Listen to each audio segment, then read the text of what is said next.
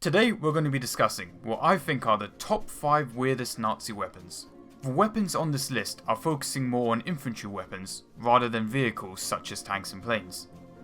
All the weapons on this list actually did exist and did see combat. Let's get on with the list. Number 5. The Fliegerfaust. Fliegerfaust translates into English as plane fist. The Fliegerfaust was a portable multi-barreled ground-to-air rocket launcher. There were 2 versions of this rocket launcher made, the Fliegerfaust A and the Fliegerfaust B. Ammunition was 20mm shells that were propelled by a solid fuel rocket. The shells were designed to spin through the air. This was to increase the range the rocket could travel, similar to rifling on a gun. Version B of the Fliegerfaust was intended to be an improvement over the first design. The original 4 barrels was up to 9.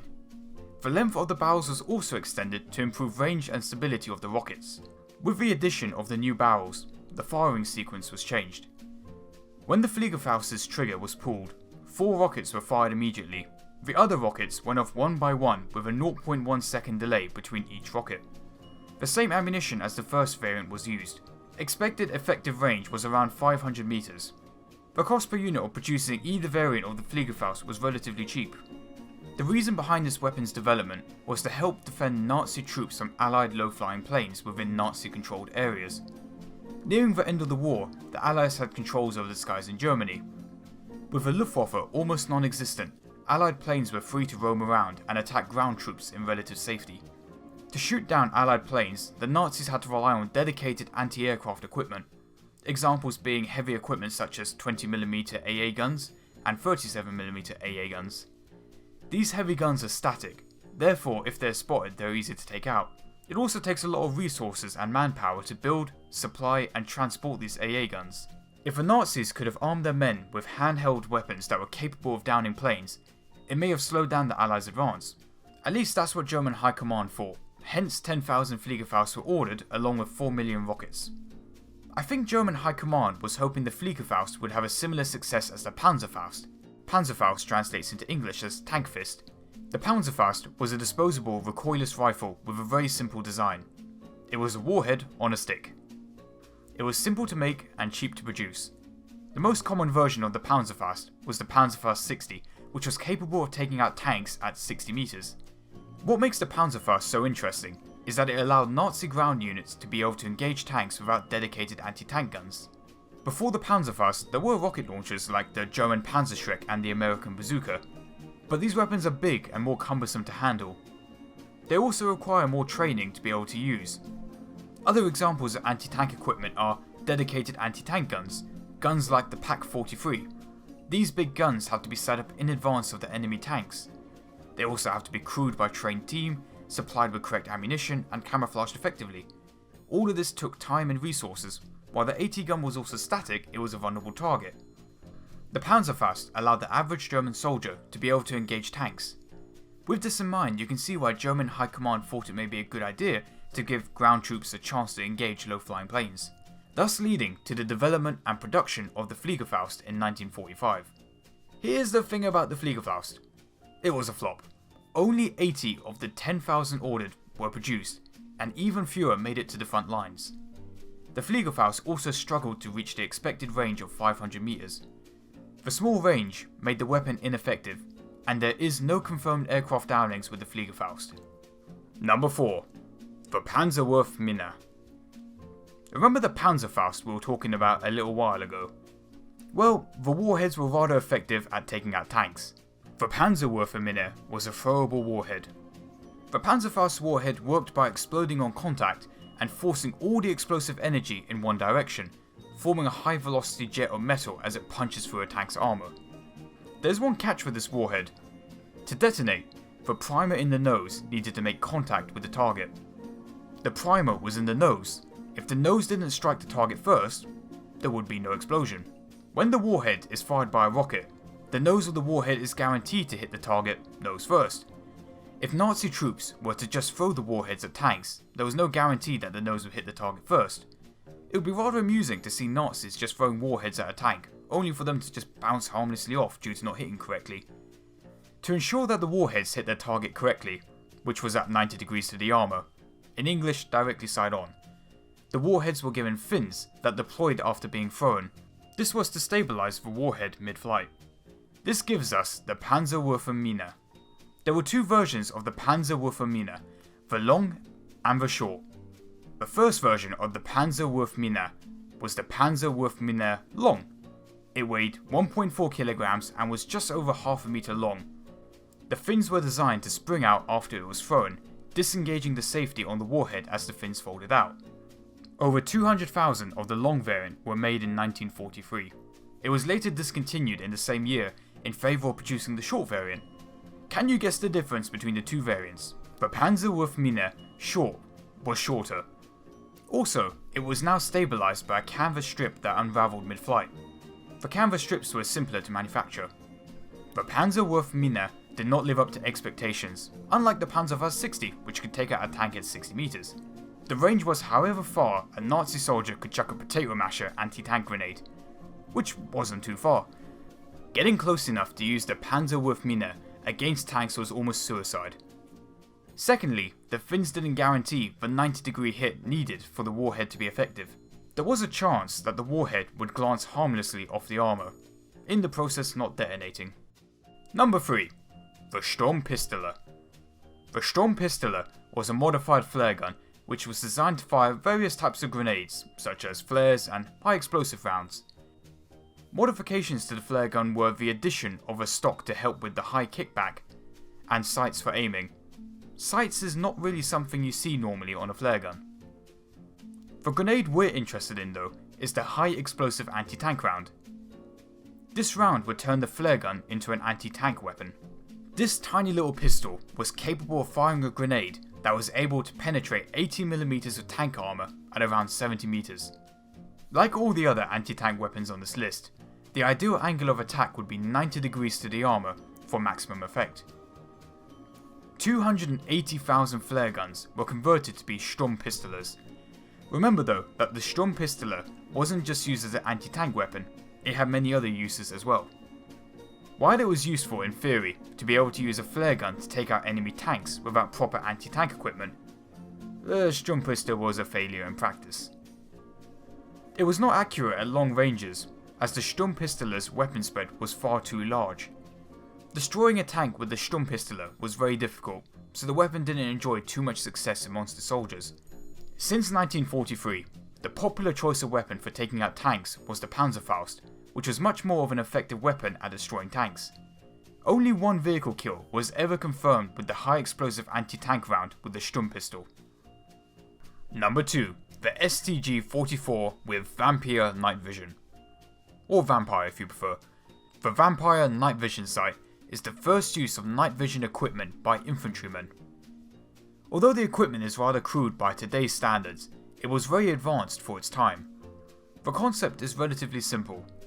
On top of the scope is a black light lamp that shines out infrared light, which is invisible to the naked eye. The infrared light would reflect off surfaces back into the scope, which would then display the infrared light as visible light. Being able to see at night is a massive tactical advantage. Other ways of illuminating the night before night vision, such as flares and searchlights, left friendlies exposed in the light. The STG-44, also known as the Sturmgewehr 44, was the gun chosen to be modified with the night vision. The modifications included mounting a black light and infrared scope. As a precaution not to blind the user of the gun with muzzle flash, a flash hider was mounted on the gun. The flash hider would also help hide the location of the user by not giving away their position with the muzzle flash. To power the black lamp and infrared scope, a pack with a battery had to be worn. Over 300 units are said to have been made, with some of these units making it to the front lines in scene combat. This new technology did come with some problems, one being the weight. The lamp and scope weighed 2.25 kilograms. This scope is then mounted onto a gun, the STG-44, which weighs little over 4 kilograms. The backpack contained the battery, which weighed 13.5 kilograms. Combine this with the standard weight that the average German soldier had to carry, which was around 20 to 25 kilograms, that's not too mobile. All that weight, and the battery pack only had 15 minutes of power. Another disadvantage was the design itself. It didn't matter when only the Nazis had this technology. but it would have been a bigger problem if the Allies had similar technology. The type of night vision it uses is active. This means that if an enemy looks through their night vision scope, the user would stand out massively, as the enemy would be able to see the infrared light being produced from the black lamp. All these faults with the technology have been solved over time as night vision equipment keeps getting smaller and better. There are also new types of night vision equipment that don't risk giving away the user's position, for example image intensification and thermal imaging. The Vampire was just the first example of night vision being used on standard infantry weapons. Night vision had been used for the first time by the Germans in warfare as early as 1942, where it was tested on a 37mm anti-tank gun. Later in the war, this technology was also applied to vehicles. In 1942, a 75mm PaK-40 anti-tank gun was equipped with the sights and a lamp. The gun was then mounted onto the Marauder II tank destroyer. Later on, more tanks got access to the night vision equipment. Approximately 50 Panther tanks were equipped with this night vision equipment in early 1945. The sight range on the night vision equipped Panther was around 400 to 600 meters. To help the tanks perform better on the battlefield, a half-track variant was made with a massive infrared lamp. This half-track variant was named the Eagle Owl. It could see up to 1.5 kilometers away. It could also use its searchlight to spot enemy tanks which are out of range of the Panther's smaller searchlight. A Panther would be able to see an enemy tank bathed in the light emitted by the half-track at around 700 meters. Night vision equipment was also used by artillery observers and mounted on fixed machine guns. This technology though is another case of too little too late. Before we get to number 1, here are some quick honourable mentions. The STG-44 with curved barrel and scope modification. This gun could be fired around corners without exposing the operator of the gun. Very useful for close quarters combat. Hafthoiledung. A magnetic mine with standoffs for optimal explosive distance from the tank it would be placed on. The BU-181 with Panzerfaust. This is a training plane which was transformed for an anti-tank role. This was done with the addition of a pair of Panzerfausts mounted on each wing. This experiment was quickly discontinued. Number 1. The Goliath Tracked Mine. This is the world's first deadliest remote control car. Inside of the Goliath was packed up to 100 kilograms of explosives. I think the name of this weapon is German humour at its finest. When the Germans called this a Goliath, and then you call this a mouse. Anyway, the Goliath was used as a disposable remote-controlled demolitions vehicle. It was issued to engineers and special armoured units. It was designed to be used against tanks, fortified positions and strongpoints. There were 2 variants of the Goliath, electrical and petrol. The electric variant had 2 electrical motors, one for each track of the Goliath. Inside of the rear of the Goliath was a spool of cable around half a mile long. This cable would be connected to the operator's controls. The cable would be used to provide power and to send a detonation signal. The first Goliath units got to the front lines in 1942. They built just over 7,500 of the electric variant throughout the war. The second variant of the Goliath was petrol. The reason for the change of electrical to petrol was due to the cost of manufacturing. It was cheaper to produce the petrol variant than the electric variant. There was also a couple of new changes as well with this new variant. The armour was up from 5mm to 10mm. Another change was also the amount of explosives. It was increased from 70 kilograms to 100 kilograms. Just under 5,000 units of the second variant Goliath were made between 1943 and the end of the war. While the Goliath was pretty advanced for its time, it wasn't very successful. This is most likely due to the disadvantages, of which there are quite a few. One being its low speed. The Goliath's top speed was fairly low, just under 10 km per hour. With its low speed, it would be fairly easy to target by infantry. With its low armour of 5mm to 10mm, infantry could easily engage the Goliath with standard issue weapons. A few rounds could easily disable it by destroying the tracks or engine, or a lucky hit could cause the explosives to go off. Another disadvantage was its very low ground clearance of just under 10 cm. This would make the smallest of rocks a rather big obstacle, forcing the Goliath operator to be very careful. This would slow down the speed of progress to the target as the operator has to steer around obstacles. While the cost was addressed with the second petrol variant, the amount of time and resources that were put into one of these weapons could have been used to make something else with a higher reward. We must also mention the control cable, which was vulnerable. A brave man with a standard entrenching tool could cut the control wire in two. With the wire cut, the Goliath would no longer be able to move and the operator wouldn't be able to detonate the bomb. Well, there you have it. Those are my top 5 weirdest Nazi weapons. Leave a comment on what weapons you think should have been on the list. If you enjoyed this video, please leave a like. If you also want to see more videos like this in the future, then perhaps subscribe. I'm also going to point you to 2 videos which I think you would enjoy. They're on the screen right now. One of them is my top 5 weird Nazi wonder weapon planes that actually flew, and the other one is top 5 weird Soviet planes. Thanks for watching.